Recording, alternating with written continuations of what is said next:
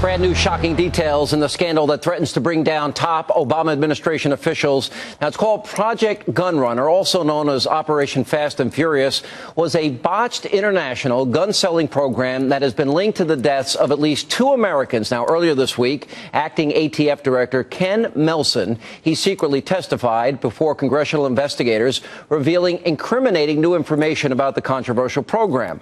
Now, afterwards, the chairman of the House Oversight and Government Reform Committee, Darrell Issa, and also Senator Chuck Grassley, they fired off a very angry letter to the Attorney General Eric Holder, writing of Melson's testimony, quote, "It was not until after the public controversy that he personally reviewed hundreds of documents relating to the case. By his account, he was sick to his stomach when he obtained those documents and learned the full story."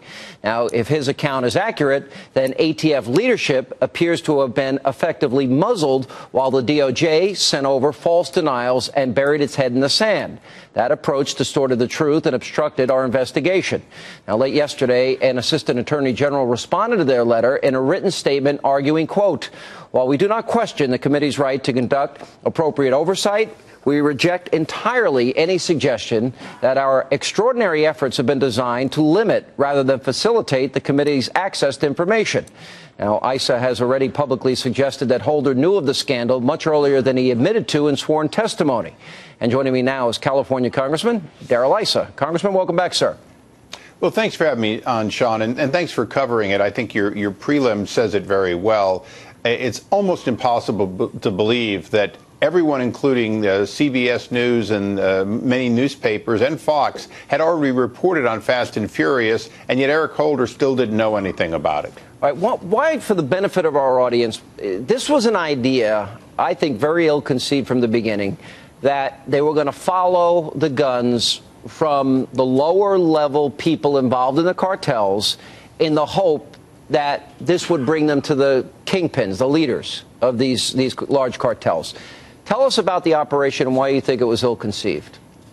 Well, it was ill-conceived because if you're going to follow the guns, you put tracing devices on them, you monitor them, you have teams, including probably Predator aircraft, making sure you know where they are. Here we had over 2,000 weapons, dozens and dozens and dozens of separate sales in which ATF agents either did no following or followed to the first house, or in one case until the car was 40 miles north and heading away from the Mexican border, and then they were ordered to turn around.